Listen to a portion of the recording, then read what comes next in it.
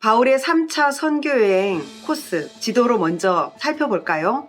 이제 여러분도 바울의 선교 여정 지명이 조금 익숙해졌을 것입니다. 수리아 안디옥에서 출발해 다소를 지나고 있지만 바울의 마음은 이미 에베소에 가 있습니다. 2차 때 지났던 갈라디아 지방의 코스대로 더베와 루스드라 그리고 비시디아 안디옥을 지나며 그간 세워진 교회들을 둘러보았을 것입니다. 바울은 2차 선교 때 에베소를 꼭 들르고 싶었지만 성령이 드로아를 거쳐 유럽 쪽으로 이끄셨다고 했습니다. 이번 3차 때 드디어 에베소에서 교회를 개척합니다. 2년여를 머물면서 말씀운동, 성령의 역사로 그곳의 문화의 변화를 일으켰습니다. 역시 이곳에서도 기득권자들은 거세게 대항하며 바울을 핍박합니다. 이 즈음에 고린도 교회에서 내분이 생깁니다. 이것 때문에 바울이 편지를 보내게 되는데 이 편지가 바로 고린도 전서입니다. 교회 질서를 유지시키고 복음을 잘 보존해 나가기를 당부하는 내용입니다. 이렇게 에베소 사역을 마치고 2차 때 개척했던 마게도냐 지방과 아가야 지방의 교회들을 순회하려고 합니다. 바울이 연보를 모아 예루살렘에서 고통당하는 성도들을 돕고자 하는 마음이 컸기 때문입니다. 마게도냐 지방을 지나는 중에 그간 시끄러웠던 고린도 교회가 다소 잠잠해졌다는 좋은 소식을 듣습니다. 바울은 이쯤 기쁜 마음에 고린도 후서를 써 보냅니다. 빌립보에서 데살로니가와 베레아를 거쳐 마침내 종착지인 아가야 지방의 고린도로 향합니다. 이곳 고린도에서 약 석 달을 머물며 로마서를 기록합니다. 계획했던 구제용 헌금도 모읍니다. 그런 후에 예루살렘 교회를 향해 고린도를 떠납니다. 드로아까지 왔던 코스를 그대로 되돌아옵니다. 드로아에서 강론을 한 후 밀레도에 잠깐 들러 에베소 장로들을 만나 그곳의 교회들을 당부하고 권면합니다. 예루살렘에 들어가면 바울이 체포될 위험성이 크다는 것을 장로들은 감지했습니다. 그래서 예루살렘을 향하려는 바울과 눈물의 작별을 합니다. 밀레도에서 배로 유대 땅 가까이에 있는 두로에 도착합니다. 가이샤라를 들러 빌립을 만난 후 마침내 예루살렘에 도착합니다. 그리고 유대인들로부터 핍박을 당한 후에 바울은 체포, 구금됩니다. 3차 선교 여행의 목표는 분명해 보입니다. 첫째, 에베소에 꼭 복음을 전파하고 싶었습니다. 그리고 둘째로는 갈라디아와 부르기아를 포함해 그동안 개척했던 마게도냐와 아가야 지방을 순회하면서 신자들의 믿음을 세우고자 했습니다. 더불어 이 순회 과정에서 구제 헌금을 거두고 싶었습니다. 본 교회인 예루살렘 교회의 궁핍함을 도와야 한다는 거룩한 부담감이 바울에게 있었던 듯 합니다.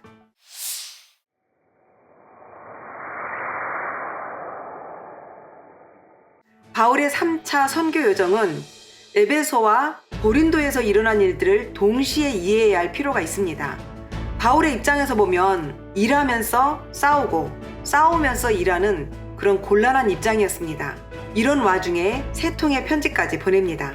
따라서 바울의 3차 선교 여정에 해당하는 그 성경 목록들을 읽어가는데 다소 알기 쉽도록 편의상 3부분으로 나누어 안내하고자 합니다. 전반부는 바울이 에베소에서 했던 사역들과 마게도냐를 거쳐 고린도에 머물다가 예루살렘으로 돌아가는 길목인 드로아에서 헌금 관리단과 합류하는 데까지 그 사역들을 먼저 정리해서 보려고 합니다. 중반부는 그 사이에 기록했던 고린도 전서 그리고 고린도 후서와 로마서를 사도행전 상황과 연계해서 읽은 후에 로마서까지 가이드하려고 합니다. 그리고 끝으로 후반부는 드로아에서 밀레도를 거쳐 예루살렘까지 들어가는 비장했던 바울의 여정을 가이드합니다.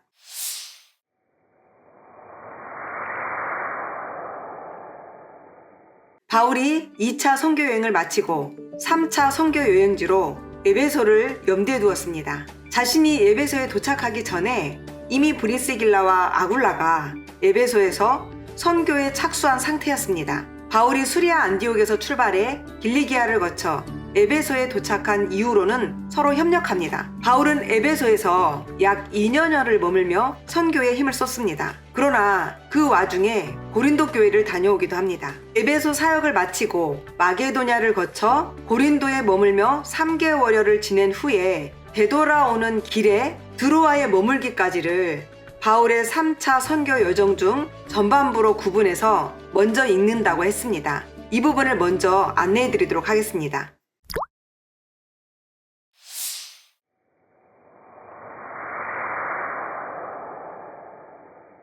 바울이 2차 선교를 마치고 수리아 안디옥으로 돌아오는 중 동행하던 브리스길라와 아굴라 부부를 에베소에 머물도록 한 것은 우리가 이미 알고 있는 내용입니다. 이미 그때부터 에베소 선교를 작정했던 것입니다. 바울은 지금 에베소에 도착한 상태가 아닙니다. 소아시아 갈라디아 땅을 지나며 교회를 들러 믿음을 세우고 있습니다. 그러나 에베소에서는 이미 브리스길라와 아굴라가 복음을 전하고 있었던 상황이었습니다. 브리스길라와 아굴라 이 부부는 에베소에서 바울이 오기 전에 사역하는 동안 구약 성경에 능통한 한 사람을 만납니다. 이 사람이 바로 아볼로입니다.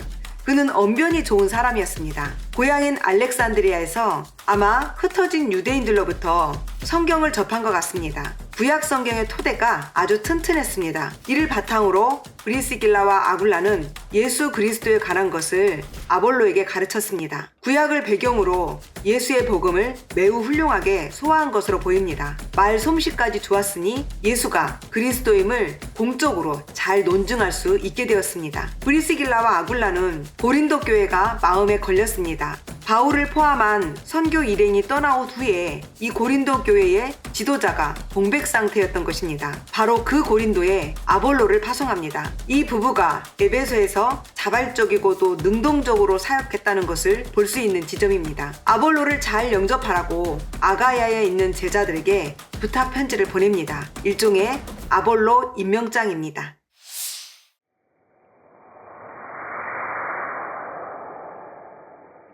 브리스길라와 아굴라가 에베소에서 이미 사역을 있었고 바울은 나중에 합류합니다. 사도행전에서 바울의 에베소 사역을 서너 개의 프리젠테이션으로 보여줍니다. 첫 번째는 요한의 물세례만 얄던 에베소 땅에 바울이 그들의 머리에 손을 얹자 성령이 임했습니다. 성령 세례 사역입니다. 그리고 회당에 들어가서 석 달 동안 가르칩니다. 하나님 나라를 생생하고 설득력 있게 제시했습니다. 그리고 하나님 나라를 누리라고 권면합니다. 구원 얻고 영생을 누리라는 다른 표현입니다. 비록 에베소가 우상의 소굴이지만 진정한 삶의 의미를 깨닫고 살라는 것입니다. 그리고 두란노 서원에서는 2회 동안 날마다 말씀을 강론합니다. 바울이 에베소에서 한 두 번째 사역은 가르친 내용에 확증을 더하기 위해 하나님은 바울을 통해 특별한 능력을 행하십니다. 얼마나 강력했으면 바울이 지니고 다니던 손수건이나 앞치마를 가져다가 병든 자의 몸에 대기만 해도 병이 떠나가고 악기가 떠나갔을까요? 유대인이나 헬라인이나 할 것 없이 주 예수의 이름을 높입니다. 마술을 부리던 사람들이 그들의 책을 모아 은 5만 드라크마에 해당하는 분량의 책을 불태워버립니다. 이처럼 주의 말씀이 왕성하게 부흥하여 에베소가 들썩거린 것입니다. 또 바울이 에베소에서 사역을 하고 있을 때 고린도 교회의 문제를 다룹니다. 어려움을 겪고 있는 고린도 교회를 방문하고 또 서신을 보내 살피기도 합니다. 끝으로 바울은 내심 품었던 앞으로의 계획도 드러냅니다. 바울이 마게도냐와 아가야를 거쳐 예루살렘에 가기로 작정한 계획입니다. 구제연금이죠. 예루살렘을 돕고자 하는 마음 때문이었습니다. 또 그 후에는 로마도 가려고 했습니다. 바울은 마게도냐와 아가야 지방에 세워졌던 교회에 미리 가서 구제 헌금을 준비시키기 위해 디모데와 에라스도 이 두 사람을 바울보다 앞서 이 지역에 보냅니다.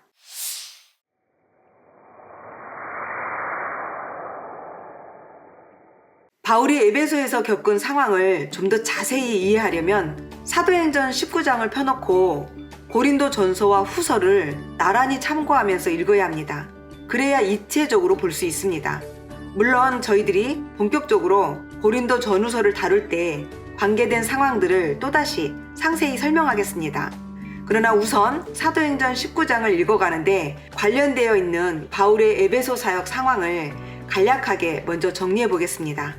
바울이 에베소에 도착하기 전에 이미 브리스길라와 아굴라가 아볼로를 고린도 교회에 파송했다고 했습니다. 바울 일행이 2차 선교를 마친 이후 고린도가 리더십 공백 상태였기 때문이죠.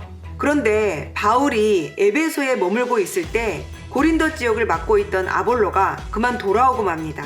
고린도 교회가 파벌과 분쟁으로 심각한 몸살을 앓고 있었던 것입니다. 아볼로가 더 이상 버티지 못하고 에베소로 돌아온 것입니다.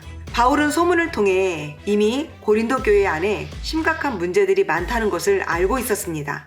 마음이 크게 상심해서 에베소로 돌아오게 된 아볼로를 바울은 품어야 했습니다.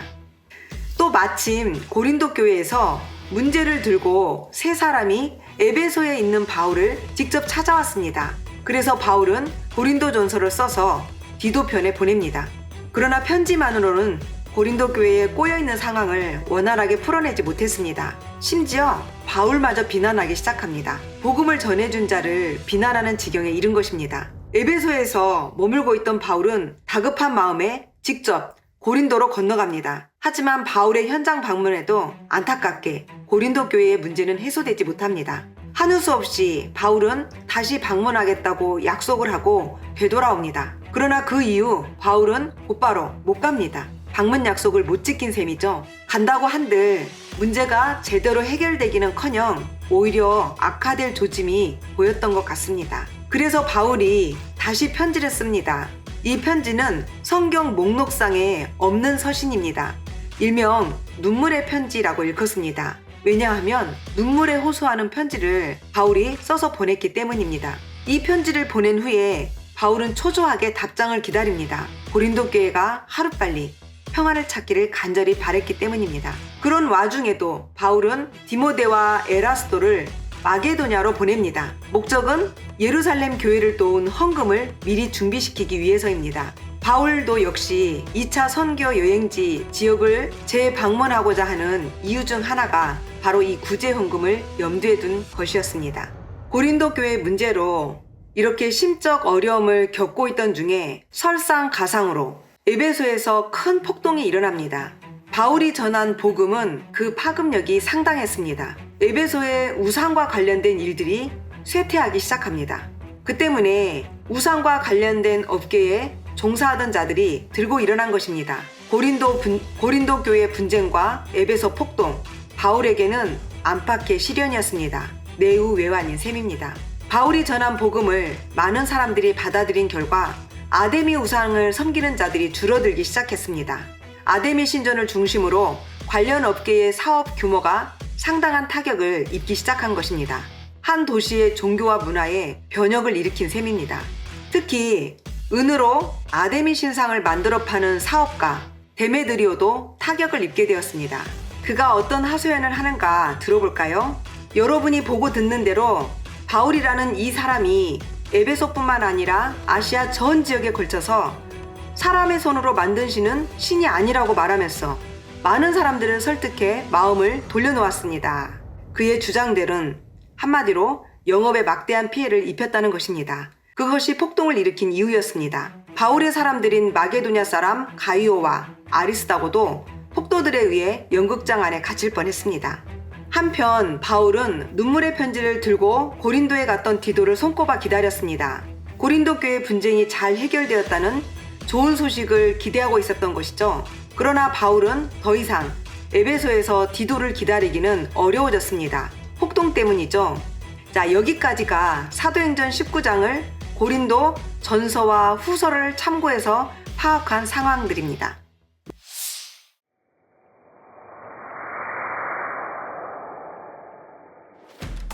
이제 소요가 잠잠해지자 바울은 드디어 에베소를 떠납니다. 약 3년여를 머물던 이곳에서 마게도냐로 향합니다. 그곳으로 건너가기 위해서 일단 드로아 항구로 갑니다. 바울의 마음속에는 드로아에서 디도를 만날 수 있지 않을까 하는 기대감이 있었습니다. 그 눈물의 편지에 대한 답장을 여전히 기다리고 있는 것입니다. 그러나 드로아에서 디도를 보지 못하자 바울은 그 드로아에서 복음 전할 기회가 주어졌는데도 불구하고 급히 마게도냐로 건너갑니다. 디도를 만나는 것이 더 급했습니다. 급기야 바울은 마게도냐에서 디도를 만나 감격의 답장을 받습니다. 문제가 생겨서 고린도전서를 보냈고 해결이 잘 안 되고 오히려 사태가 악화되자 바울이 직접 고린도를 가기도 했지만 여의치 않아 결국 눈물의 편지까지 보냈던 터였습니다. 그런데 이제 고린도 교인들이 어느 정도 안정을 찾았다는 소식을 디도가 들고 온 것입니다. 바울이 기대한 소식입니다. 바울은 기쁨에 가슴이 벅차올랐습니다. 이때 쓴 편지가 바로 고린도 후서입니다. 고린도 후서 편지의 앞부분에 보면 바울의 안도감이 듬뿍 배어 있습니다. 바울이 에베소에 머물러 있을 때 분쟁에 휘말렸던 그 고린도를 향해 쓴 고린도 전서를 우리는 아직 읽지 않았습니다. 그리고 분쟁 해결의 가능성을 보고 온 디도를 이곳 마게도냐에서 만나고 쓴 고린도 후서 역시 읽지 않고 남겨두기로 하겠습니다.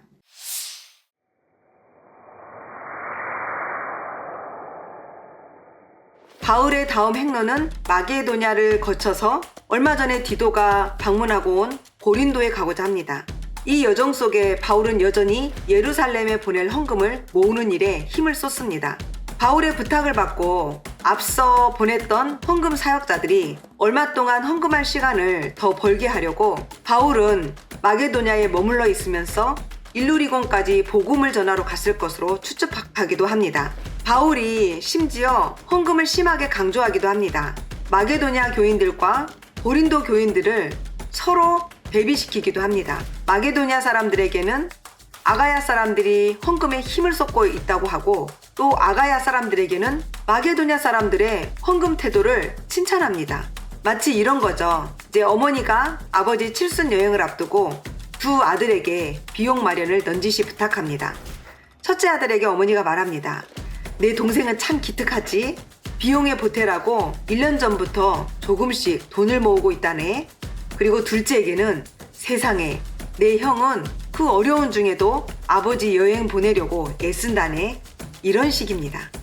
바울이 고린도에서 3개월 동안 겨울을 보내면서 이곳에서 로마 교회에 편지를 썼다고 봅니다.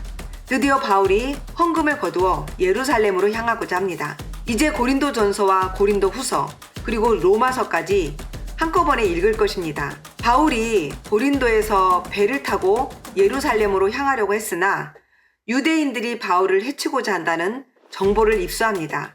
그래서 육로를 택합니다. 왔던 길을 되돌아갑니다. 고린도에서 마게도냐를 거쳐 바울이 드로아에 왔습니다. 자, 여기까지가 사도행전 19장 이후부터 고린도 전후서를 끼워서 정리한 바울의 상황입니다. 자, 이곳에서 우리는 바울이 보냈던 편지 3통을 차례로 읽습니다.